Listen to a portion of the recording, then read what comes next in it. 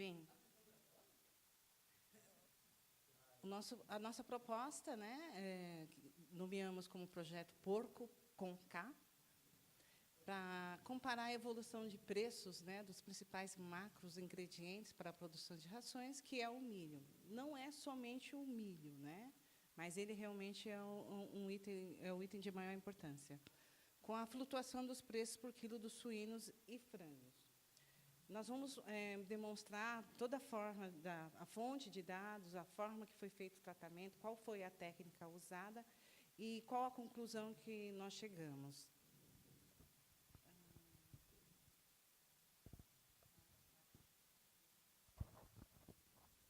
Bom, boa tarde. A gente analisou as fontes de dados, o CPEA, e a gente decidiu usar o CPEA mesmo porque tinha todas as informações que a gente precisava lá. E a base também já estava bem bonitinha e bem simples para a gente usar, e levando em conta o tempo, a gente decidiu que essa base de dados estava ótima para a gente.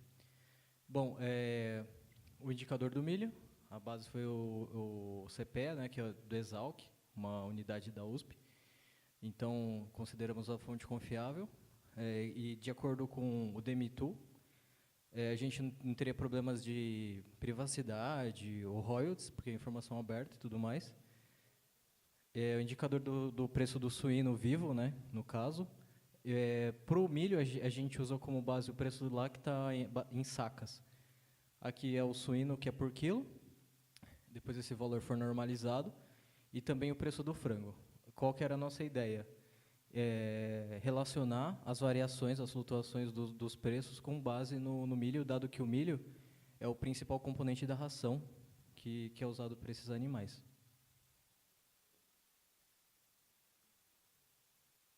Bom, aqui é as coisas que eu já falei, né? O preço do milho por saca.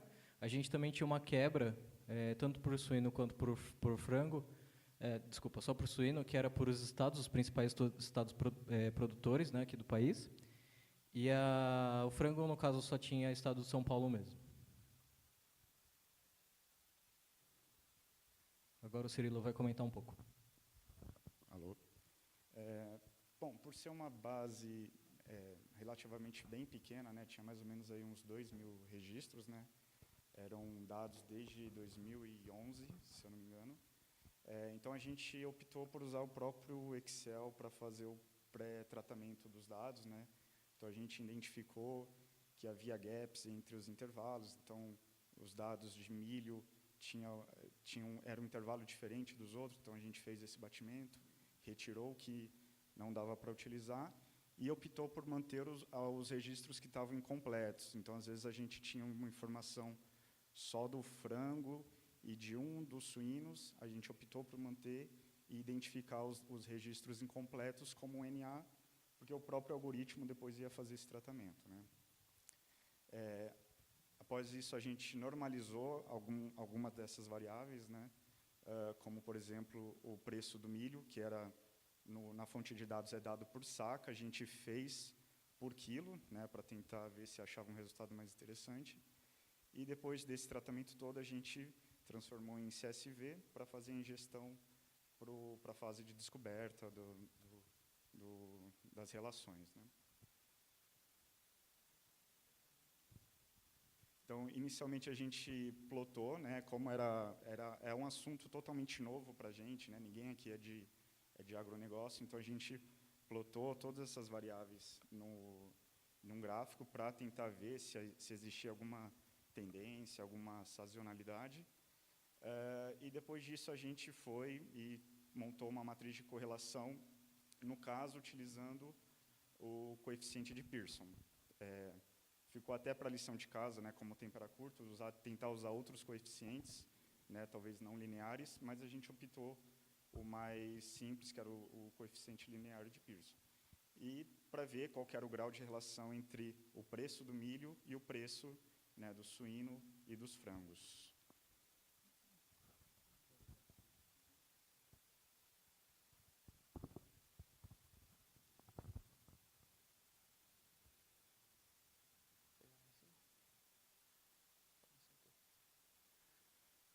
Bom, para dar uma facilitado a nossa vida, a gente abriu um notebook Python em Jupyter.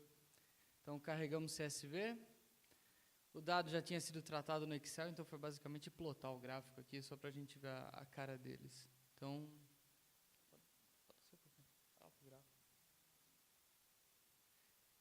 então ali foi o primeiro plot. Então, embaixo vê a curva do milho, do preço dele por quilo, e a dos suínos, mais o frango em rosa. Então, a gente falou, bom, é a primeira cara, a gente vai olhar para essa curva e ver se a gente consegue encontrar alguma coisa. E nada.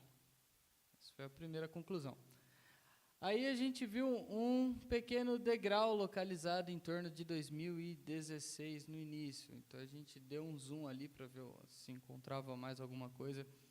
Continuamos não vendo nenhum relacionamento direto entre o preço do milho com o preço do quilo de cada carne em específico. Bom, aí, como diz da matriz de correlação, então a gente foi direto para o algoritmo de correlação e ver se ele nos dava o valor. Bom, no caso aqui, basta olhar para a primeira coluna, que é o que importa. Então, o milho correlacionado com os suínos e o frango. Os valores ideais que a gente está procurando seria acima de 0,5, seria uma forte correlação. Abaixo de 0,3, a gente tem uma correlação fraca. Bom, para os suínos, então, a gente vê que não tem nenhuma correlação com o milho. E isso fica exemplificado nas cores aqui. Quanto mais próximo de 1, ou 1 é o totalmente correlacionado, e o 0 é o nada correlacionado, que seria o branco.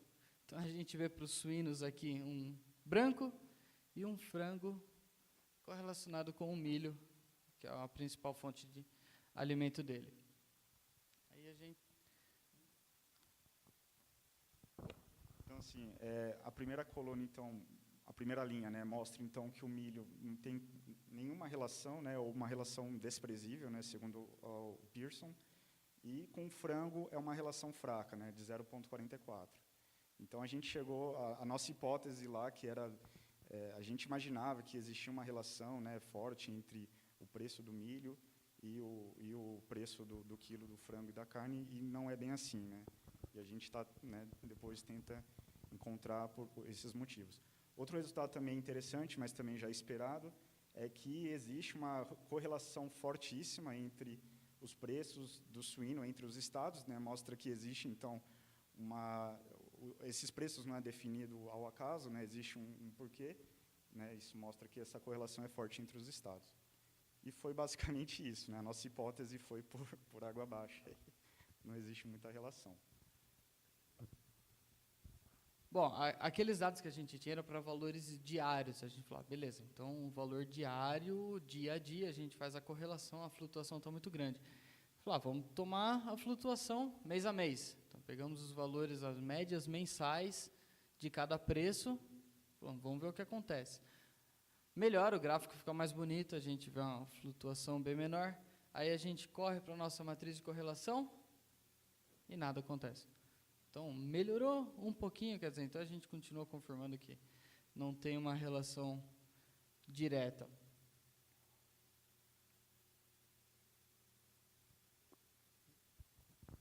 Bem, aí eles mandaram um spoiler, né, que era eu que ia dizer a conclusão, mas a questão toda é que a identificação, como toda boa hipótese, ela resultou em termos mais algumas hipóteses na mão para seguir com a pesquisa. Pois bem, sim, o milho como um componente, um macrocomponente que seja da nutrição, na produção de suínos e dos frangos também, eles não, isoladamente, eles não têm a força de influir, né, de influenciar de uma forma estatisticamente relevante no preço, digamos, aquela ração em si não tem a força de influir relativamente forte, uma forte relação com o preço, mas também porque os custos são compostos, né, desde os custos veterinários, a composição da ração em si também farelo de soja, e tudo isso vai contribuindo para montar. E essa conversa passa a ser, então, a respeito das novas hipóteses que se busca e se passa a tratar no esclarecimento que esse primeiro trabalho levaria, né, por consequência, a conduzir a novas pesquisas no entendimento das relações da composição do preço do suíno, do frango no mercado. e com a explicação também que é um mercado muito integrado em termos gerais, no país especialmente, que os estados em si, as práticas de preço nos estados estão todas elas muito equacionadas, elas estão todas quase que ensaiadas no Brasil inteiro, porque é um mercado integrado em si, é de se esperar, mas que, por fim, o início do trabalho já descartaria a primeira hipótese e nos levaria ao aprofundamento da pesquisa para o entendimento final da composição de preços desses produtos. É isso. Só acrescentar uma curiosidade, que aí fugiu do que a gente... A gente vê picos acontecendo mês a mês no preço da venda, e isso ocorre o milho junto com o preço da carne.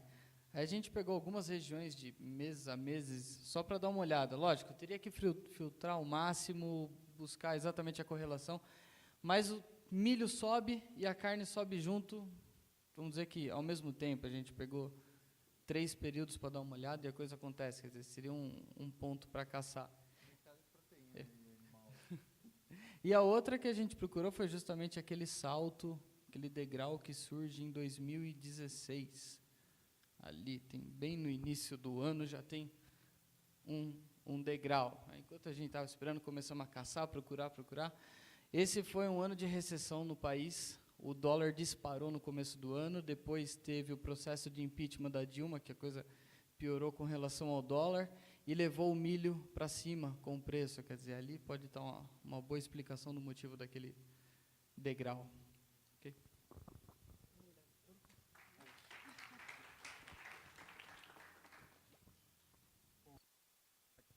Alô.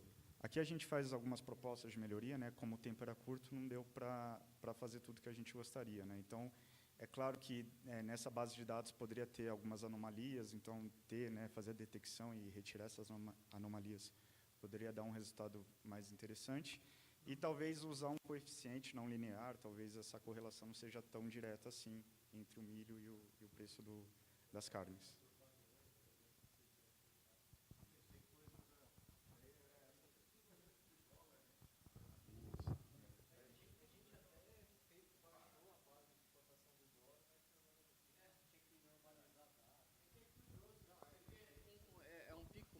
Você vê um pico mais forte, aí ele abaixa, vê um pico mais leve e retorna. E no mês seguinte acontece.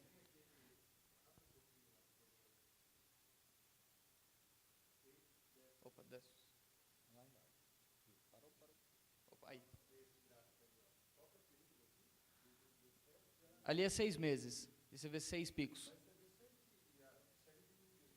É.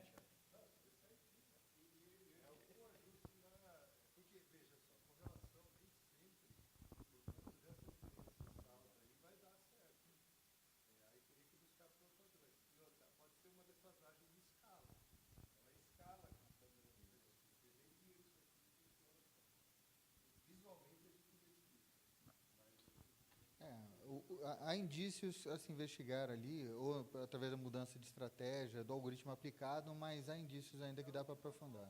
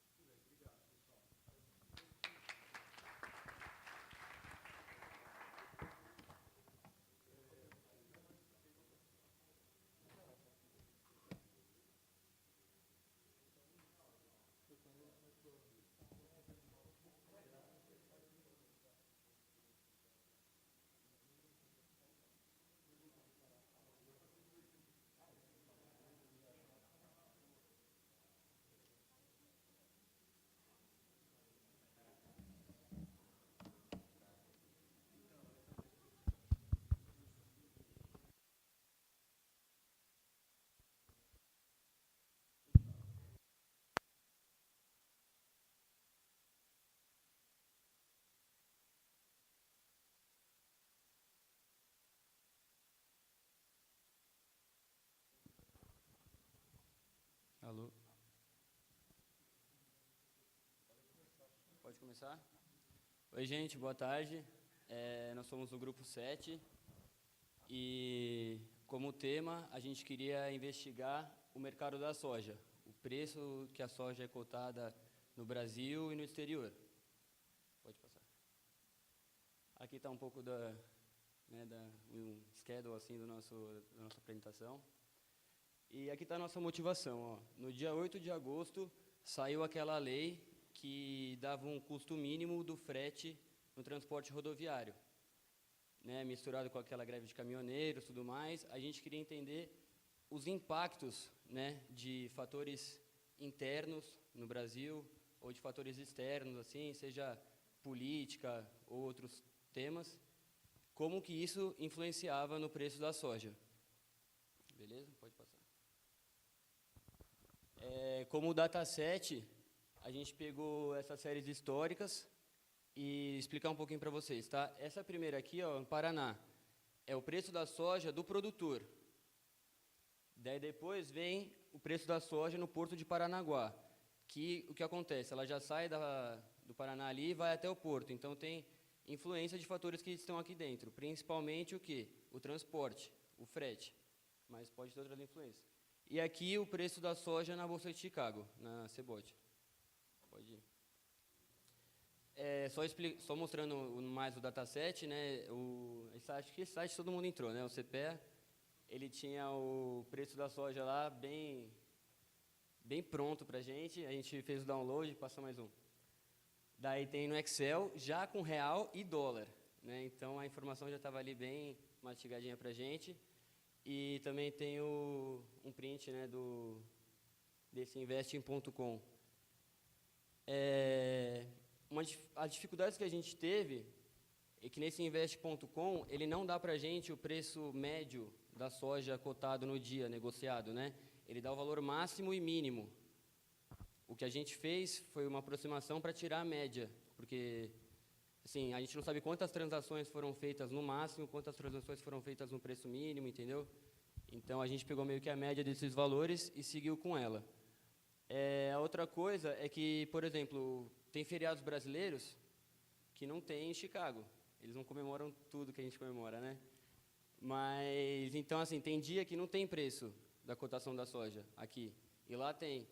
E, então, o que acontece? É meio que uma dificuldade operacional isso, entendeu? Você não consegue parear as duas tabelas rapidinho, entendeu? Vai ficar faltando algumas linhas em um. Então, a gente usou algumas funções do Excel, lá, o PROC-V, que resolveu isso para a gente. Mais um. Daí, pode passar. O grosso do nosso resultado está nesse gráfico aqui, ó. Aqui, ó. Então, explicar para vocês, né? Essas três primeiras linhas que estão aqui, ó, ela tem uma legenda aqui embaixo, não sei se vocês enxergam. O azul é o preço Paraná, produtor, tá? O laranja, Paranaguá, o preço do porto, então o quê? Influência interna do Brasil, né? E o terceiro é o cinza, é o preço de Chicago. Então aí já entra o mundo todo.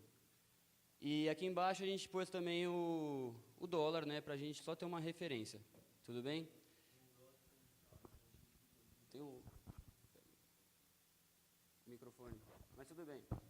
O que a gente queria ver aqui nesse gráfico, que a gente queria exemplificar para vocês, é o seguinte: a gente não tem uma base estatística tão forte que nem o primeiro grupo, mas olhando para cá, a gente meio que supôs que a correlação é alta. Tudo bem? Meio que em feeling, assim, a gente vê que as linhas, elas têm um comportamento bem parecido, tá? E a gente identificou 2 períodos onde esse comportamento destoa bastante de Chicago para o Brasil. O primeiro período é aqui, ó, outubro de 2014. A gente vê que a linha cinza, ela baixa bastante, as outras duas nem tanto. A laranja, no caso aqui, que para vocês está longe, né? Mas para mim, ó, a laranja dá para ver que ela se mantém, ela nem tem queda. E a outra foi recentemente, né? Esse ano foi bem emocionante no Brasil. E a gente vê também aqui, ó, bem no finalzinho, de novo, Chicago descendo bastante e Paraná e Paranaguá não caindo junto com ela. Tudo bem? Alguém quer ler as notícias? Vai? Cheguei. Bom, primeiro de 2014, a gente foi procurar essa data no Google, a gente jogou lá, e na notícia agrícola a gente viu que teve uma estiagem naquele ano, então a produção foi baixa, o que quer dizer que a oferta foi baixa e teve todo aquele impacto no mercado nacional, que não dependia do externo. E agora, mais recentemente, se vocês forem ver, esses dados são de agosto, então praticamente o último dado que a gente tinha era de ontem, no site, e teve uma grande variação, a soja chegou a bater R$ 92, por causa da volta das negociações entre China e Estados Unidos, que é bem plausível, já que isso impacta o mercado mundial. E aqui tem além disso também, que é o seguinte, vamos lembrar que aquela lei ela foi decretada 11 de agosto, né? E a gente também teve a greve dos caminhoneiros, que foi próximo ali de maio, certo? A gente vê que aqui, ó, mês 2, mês 4, o comportamento delas é bem parecido ainda. E a gente vê que aqui, né, o tópico desse slide, né, que é mais agosto aqui começa a destoar um pouco mais o comportamento. Então, o que a gente meio que tenta concluir com isso é que política externa influencia muito mais do que política interna no preço da soja. A gente teve no slide passado ali uma variação grande por um fator interno, mas era o clima. E não tem como, né? A vegetação ela está intimamente relacionada com o clima, mas a gente vê aí, tipo, igual vocês falaram, impeachment da Dilma em 2016, e outros fatores que a gente apresentou aqui, eles influenciam um pouco, entendeu? Mas, por exemplo, a retomada dos Estados Unidos com a China explode. Então, com o tratamento dos nossos dados, a gente chegou nessas conclusões. Agora a gente vai falar das ferramentas utilizadas. A gente usou bastante o Excel, porque os dados eles vinham em Excel para a gente, e a gente também não tinha experiência com R. A gente plotou alguns gráficos em Python, mas foi só para a plotagem mesmo. O navegador, basicamente, né, o Paint, para dar aquela ajuda, e o DMP Tools. Agora a gente quer abrir para perguntas. Saúde. Alguém tem outra pergunta?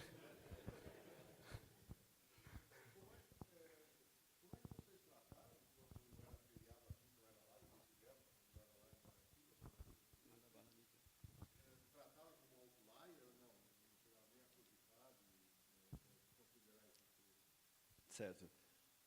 A gente pegou a tabela que a gente pegava lá no site do Exalc, ela tinha todas as datas do Brasil, né? Então, do Paraná e Paranaguá. A partir daquelas datas, a gente puxou dos dados dos Estados Unidos as mesmas datas com o PROC-V, né? Então, a gente procurava a data que tinha no dados do Brasil e aí puxava só o dado dos Estados Unidos, meio daquela data só.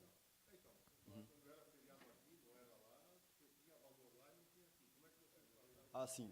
A gente manteve todos os valores daqui. Então, os valores que tinham lá e não tinham aqui, a gente não colocou. Mas são bem pequenos em relação ao total, eles não afetariam tanto. É.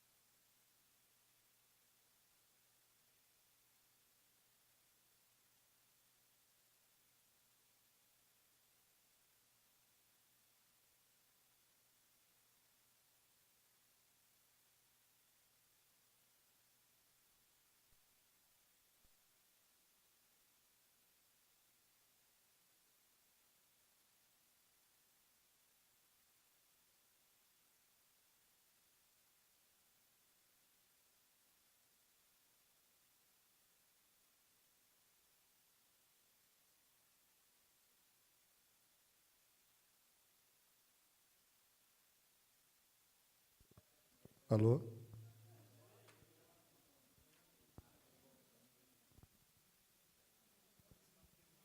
Pessoal, então,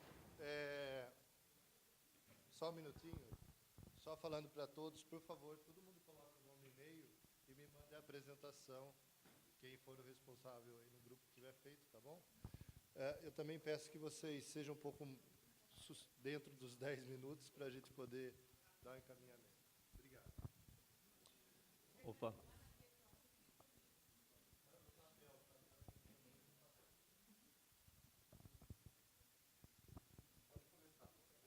Oi, gente, beleza? A gente queria analisar o impacto da greve dos caminhoneiros no mercado do milho aqui do Brasil. Aí a gente pensou um pouco em algumas coisas que ele poderia impactar, então a gente tentou abordar mais de um foco só. Como a gente pensou no preço, a gente pensou em exportação, transporte, a gente começou a pesquisar para ver o que estava disponível para a gente, que a gente conseguiria dentro desse tempo curto que a gente tinha.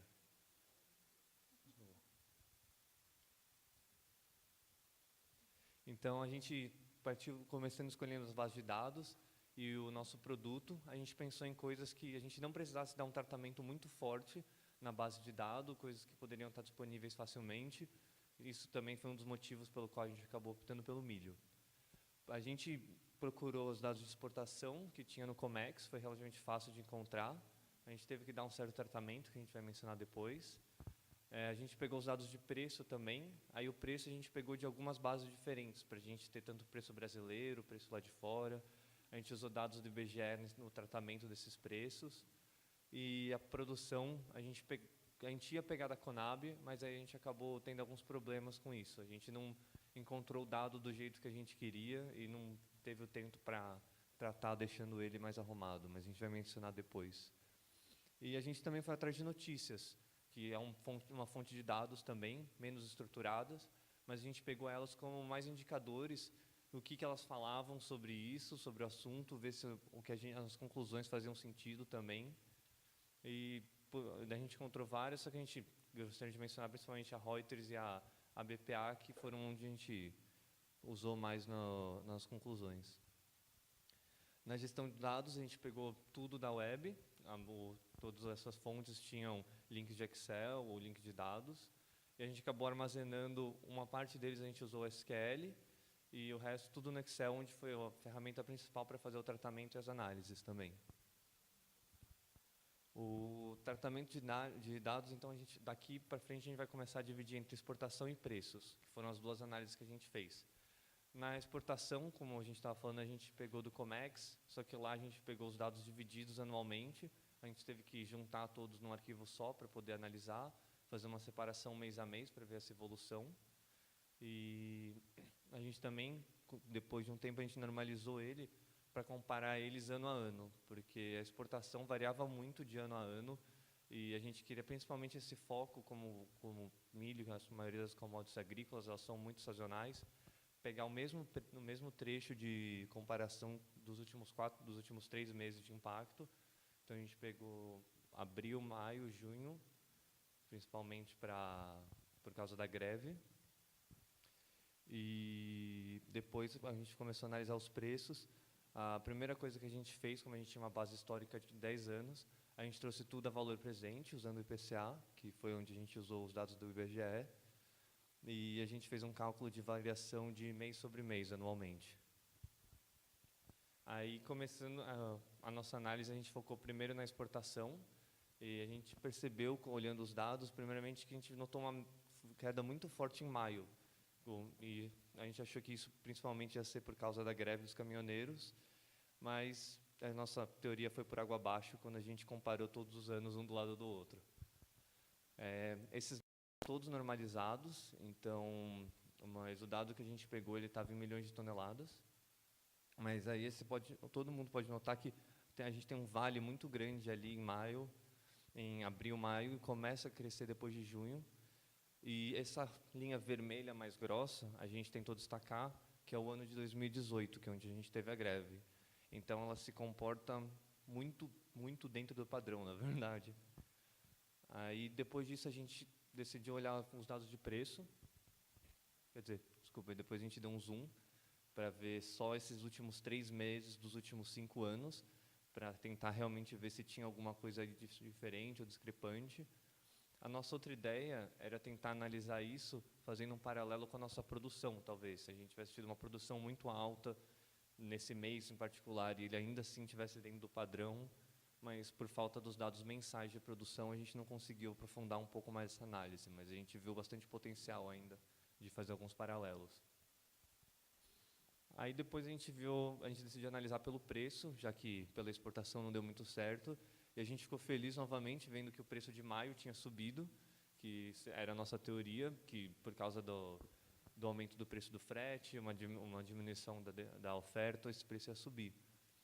Esses são os dados corrigidos já anualmente. Em cima a gente tem os dados do Brasil em real, e abaixo a gente tem esses dados corrigidos pelo dólar. Aí a gente deu um zoom nos últimos 3 meses. Aí, olhando no valor em real, você consegue notar um pico bem no meio ali, que seria mais ou menos na época que teve a greve.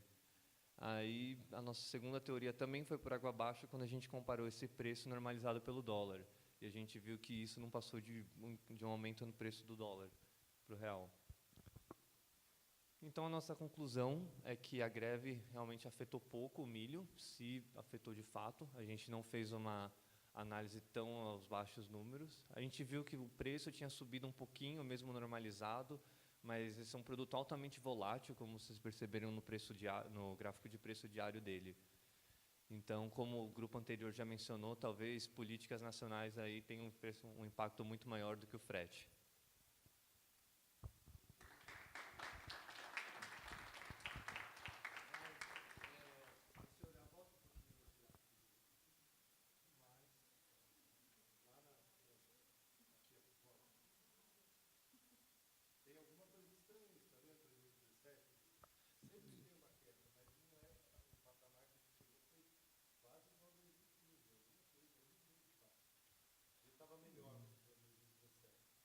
Ah, sim. Talvez não tivesse sido assim produção.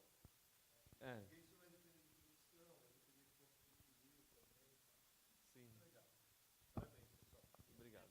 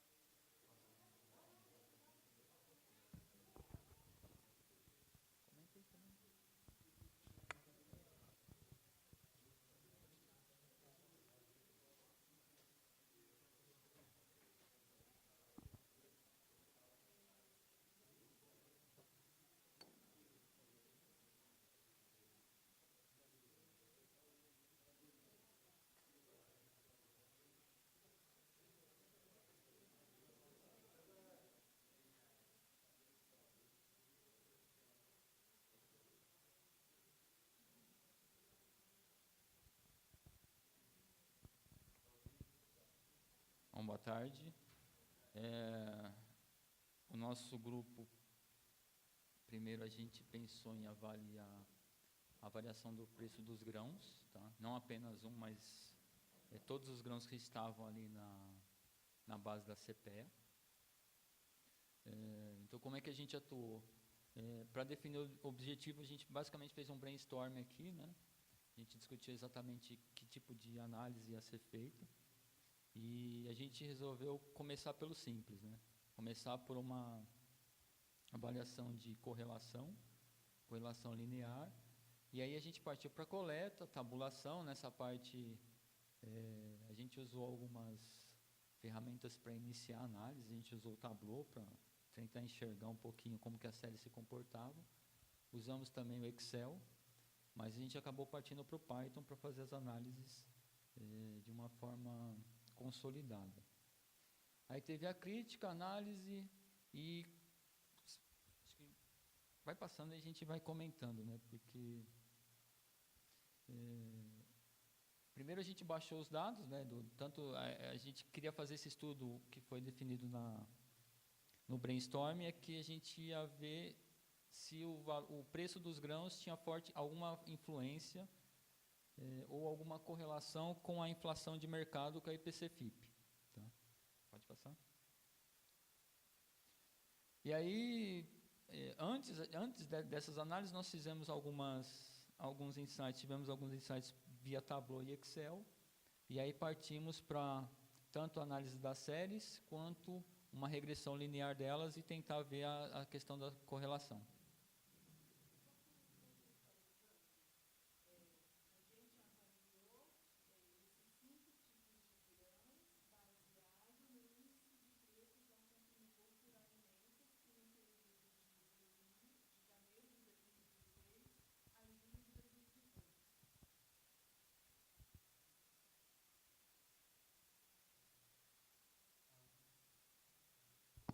A conclusão que nós chegamos é que, para o arroz, não tem correlação entre o preço do arroz e o IPC alimentos, e a inflação para alimentos. Nem para o café. A soja tem uma correlação bem baixa. Vocês podem observar que essa linha que vermelha é o preço do produto e a rosa um pouquinho mais clara é a inflação. Então, e graficamente, né, até aquele perigo da análise gráfica, você pode até muitas vezes ser enganado, né, achar que pode ter uma correlação forte, mas quando você joga estatisticamente, vocês vão perceber que não. Milho e inflação, talvez foi o que tivesse aí a correlação maior entre eles, mas mesmo assim uma correlação de moderada para fraca, né? Trigo e inflação, a mesma coisa. Bom, e aí quando a gente avaliou todas essas coisas, a gente percebeu que a análise da correlação em si não nos dizia nada, né? E a gente começou a estudar para ver o que ia fazer, se ia aprofundar em uma única série temporal. E aí a conclusão que nós chegamos que seria talvez interessante fazer todas com todas, né? Nós fizemos essa matriz de correlação. Esse período aqui, dá para ver não, né? Esse aí é o período completo, né? Janeiro de 2016 até julho de 2018. Então, esse é o período completo da série que a gente tinha avaliado. Que também não disse muita coisa, então a gente pensou em fazer uma análise por tempos menores, né, para ver o que ia acontecer. E aí vocês percebem que as correlações elas mudam de acordo com que muda o tamanho da série temporal que você utiliza. Algumas se tornam mais fortes, outras se tornam mais fracas durante os períodos. Deixa nesse slide aí que é mais legal.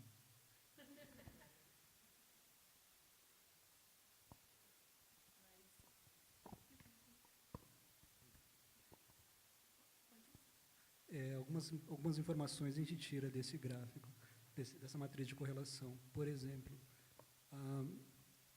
aqui está a inflação, e a gente vê que existe uma correlação moderada entre a inflação e o trigo, entre a inflação e o milho, e existe uma correlação muito fraca entre a inflação e o café e o arroz.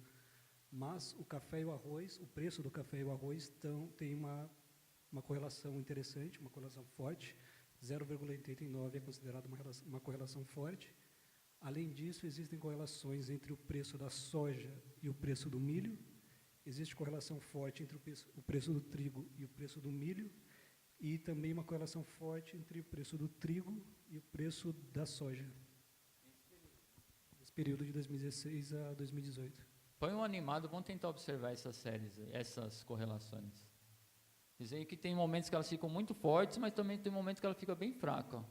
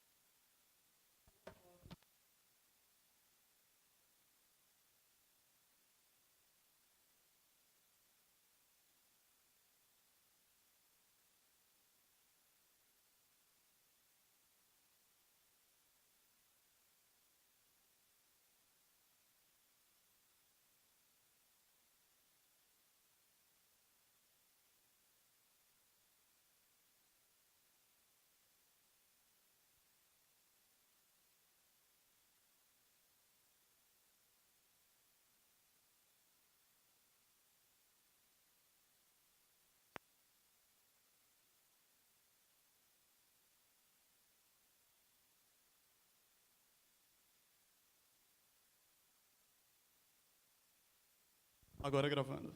Agora tá alto. A gente resolveu falar, depois de algumas discussões, sobre a relação da agropecuária com uma variável econômica. A gente discutiu se seria PIB, se seria desemprego, e a gente acabou chegando no índice de desigualdade, que é uma coisa bastante valiosa para o país, que é um país bastante desigual. E aí a gente basicamente fez tudo em Python, aí a gente compartilha depois as bases de dados, mas são, sei lá, quase 10 bases de dados, aí cada uma com algumas variáveis diferentes, algumas econômicas, algumas agropecuárias, aí tem IDH, tem índice de Gini, que é o nosso target, que é a nossa variável de estudo, né, nosso Y. A abordagem que a gente usou, para não falar de correlação em cima de série de tempo, né, porque é bastante arriscado, qualquer duas séries de tempo que tenha tendência, automaticamente ela tem correlação. Só que é muito difícil de falar sobre causalidade, de explicar o porquê da correlação numa série de tempo. porque tem uma coisa que a gente chama na estatística, na economia, de endogeneidade.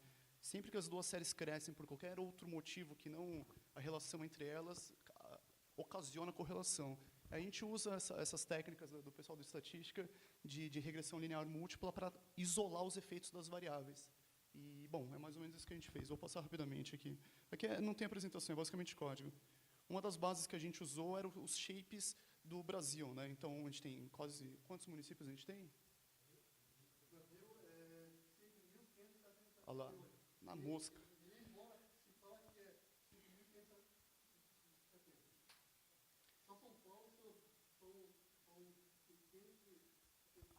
Tem um monte de município. Aí a gente pegou os shapes, né, os formatos dos municípios, e começou a plotar essas variáveis para esses shapes. Então, só um exemplo para vocês. Aqui, a intensidade da cor, né, a intensidade para o amarelo, é quantas pessoas estão trabalhando, nominal, né? Aqui não é nominal, é log para converter, mas quantas pessoas estão trabalhando no setor agropecuário. E a gente consegue ver, mais ou menos, assim, no visual, que é fora do sudeste, mais concentrado lá na zona da mata, no centro-oeste, ali para cima. E aí você tem o índice de Gini, que começa a ser o contrário disso, né? Você tem bastante área desigual lá no norte, no nordeste mais ou menos, e um pouco menos desigual no centro e no sudeste e sul. E o último que eu vou plotar aqui para vocês é o log do PIB per capita. Basicamente, quanto dinheiro por cabeça tem em cada estado, cada município. E aí é legal. Então, a gente consegue, meio que no visual, ver que tem alguma correlação entre esses caras. Só que como é a correlação... Se a gente rodar uma correlação, como a maioria dos grupos rodou, a gente vai ver qual é o efeito de uma variável na outra, mas sem parcializar o efeito, sem controlar por outras variáveis. E aí a regressão linear múltipla ajuda a gente a fazer isso, né? A gente controla por as outras variáveis e vê o efeito de uma só, sendo que todas as outras estão constantes. E é o que a gente fez aqui embaixo.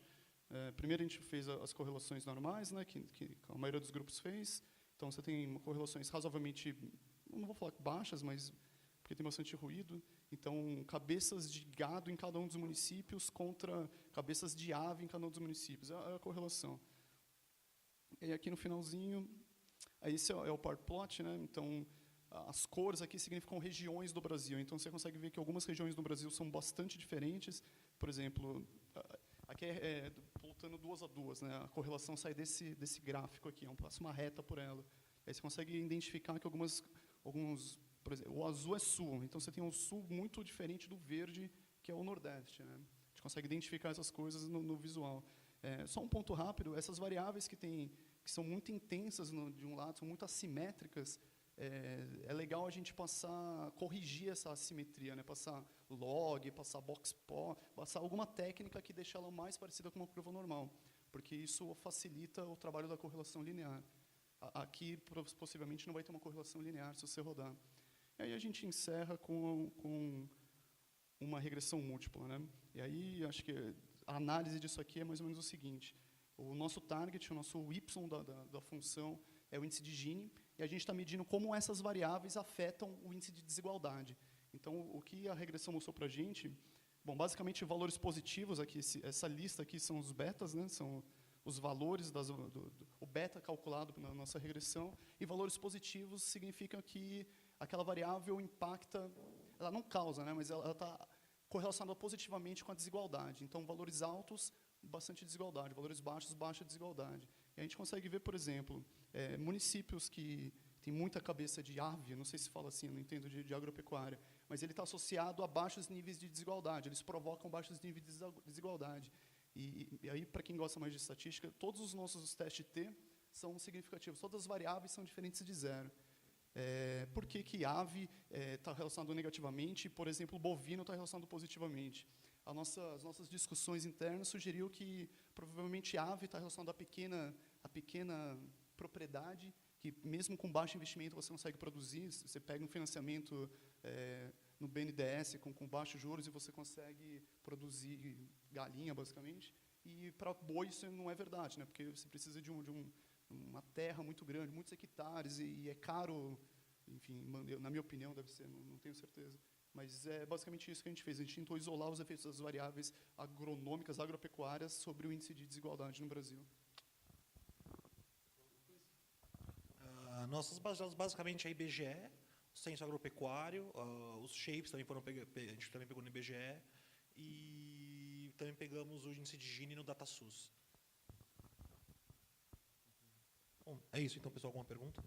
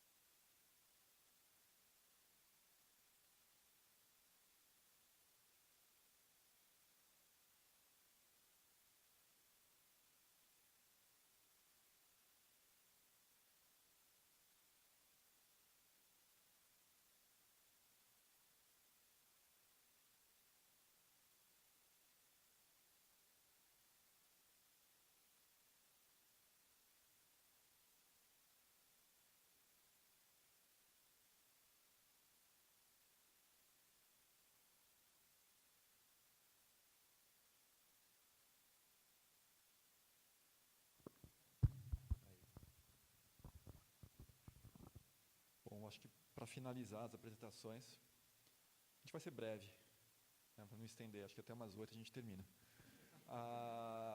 A gente vai falar um pouquinho sobre análise de séries temporais de preços do etanol e do açúcar comercializados em São Paulo e Nova York. O grande objetivo, aqui a gente só tem um especialista em açúcar e etanol, no nosso grupo. Então, eu vou dar uma pequena introdução, e se ele quiser, ele continua a falar mais detalhes. Então, a gente sabe, quem viaja pelo estado de São Paulo, sabe que a gente tem aqui ou floresta de eucalipto ou canavial, né? Então, o açúcar, a cana-de-açúcar é um produto importante aqui para o estado de São Paulo.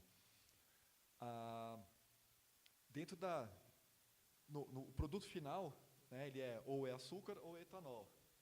E dependendo de como está o mercado, a precificação de cada um desses produtos, como é que chama o produtor? O refina? A refinaria, não. As usinas, isso. Obrigado. As usinas, elas podem escolher se ou elas produzem açúcar ou produzem etanol.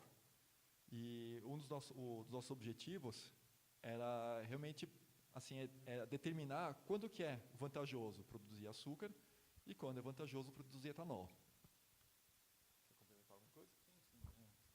Bom, a lógica do mercado dos produtores de açúcar e álcool, as usinas, né, eles têm uma produção total até bem grande no Brasil de cana, produto produzido.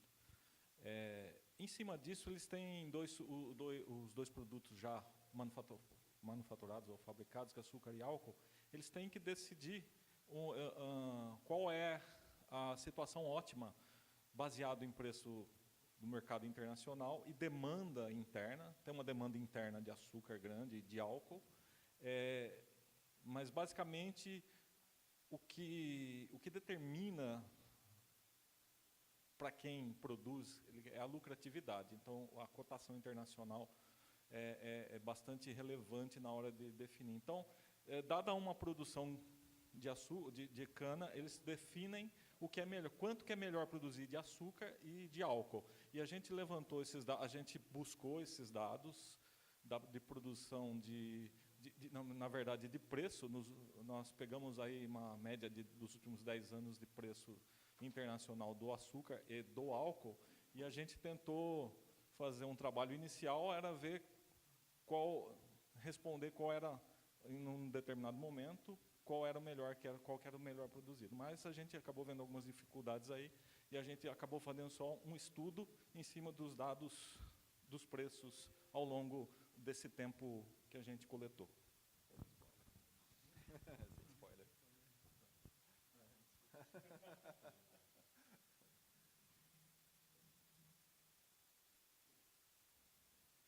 Pronto.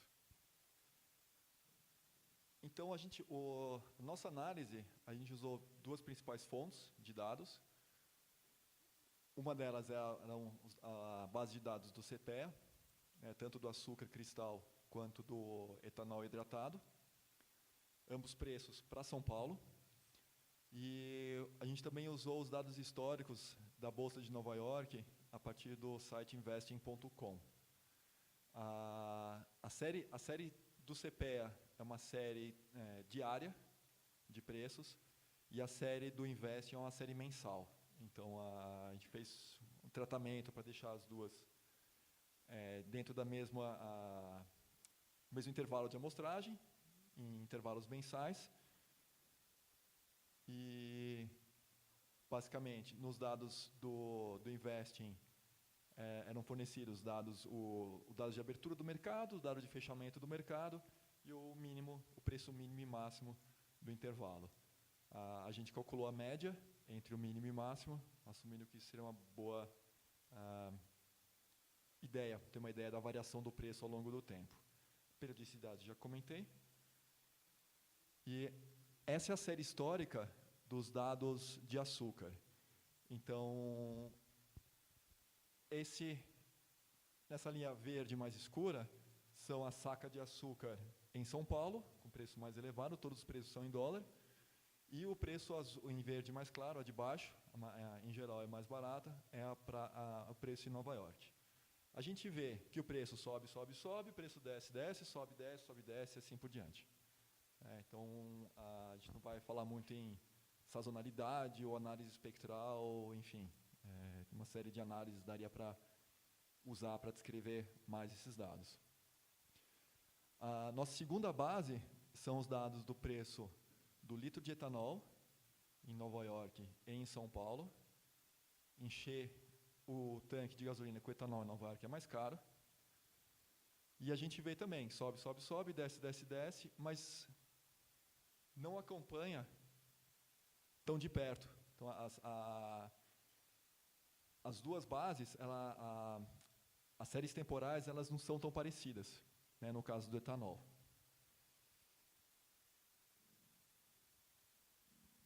Nós também fizemos análise de correlação das bases, e a gente nota aqui que o preço em Nova York do açúcar, aqui, a correlação entre os dois, ela é bastante alta. Eu não lembro do valor do parâmetro de correlação, mas a dispersão dos dados indica isso. Então, a gente acompanha, o valor em Nova York acompanha bastante o valor do açúcar em São Paulo. Nas demais variáveis, entre o açúcar e o etanol, a gente vê que também existe uma certa correlação, mas os dados eles são muito mais espalhados. Igual o outro grupo comentou, correlação não indica causalidade. Então, qualquer conclusão que a gente chegar, a gente teria que compreender muito melhor os processos de precificação dos dois produtos. Vocês querem comentar alguns outros dois?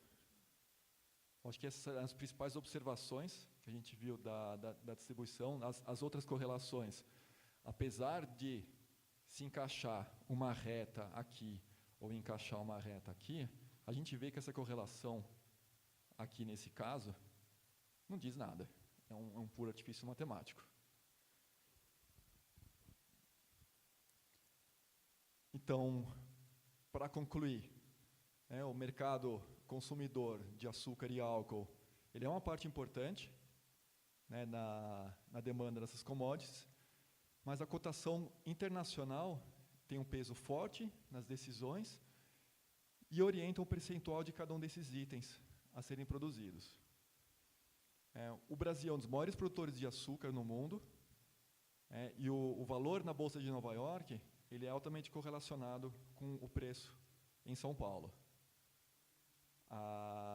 As variações dos preços encontrados, eles tiveram comportamentos parecidos, no caso do açúcar, independente das condições políticas, clima e mercadológicas. Lógico que isso é uma conclusão que a gente teria que mencionar em climas, porque o clima é o principal fator que afeta a produção, um dos. Por fim, a nossa análise, ela não nos permite dizer, né, voltando ao nosso objetivo principal, a gente, a partir do que a gente fez até agora, a gente não consegue dizer quando que é melhor produzir açúcar e quando que é melhor produzir álcool. Então, para uma análise mais detalhada, a gente teria que conhecer melhor os processos que afetam os preços dos dois produtos e também ter acesso a dados de produção de cana, mais informação sobre o volume de produção de açúcar, o volume de produção de etanol, e também mais tempo para a gente se dedicar a essa questão, porque em uma tarde não dá para fazer milagre. Obrigado.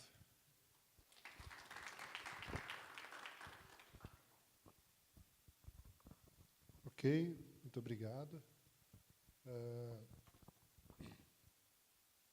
Deixa eu assumir o posto aqui, né? Pessoal, eu queria agradecer muito a participação de vocês, é sempre um motivo. Espero que a gente tenha conseguido alcançar o objetivo para vocês também, dar um pouquinho de gosto nessa coisa, né? Claro que o tempo é sempre motivador, a gente precisa ter mais tempo, fazer, refazer, fazer umas 10 vezes e ver que está errado ainda e assim por diante, tá? Mas essa é a nossa missão, esse é o nosso objetivo.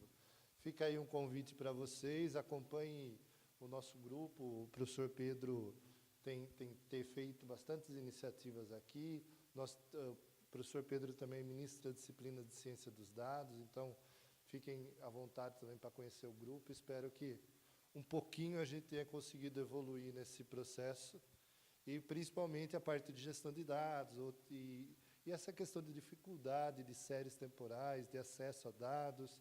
Eu sempre brinco que, apesar de ter que corrigir um dado sim, corrigir outro dado lá, a gente tem que pensar também que os institutos estão aí há muito tempo fazendo, né? Então, é bom para a gente entender e cada vez mais utilizar e retirar o melhor disso. Muito bem, muito obrigado. Viu?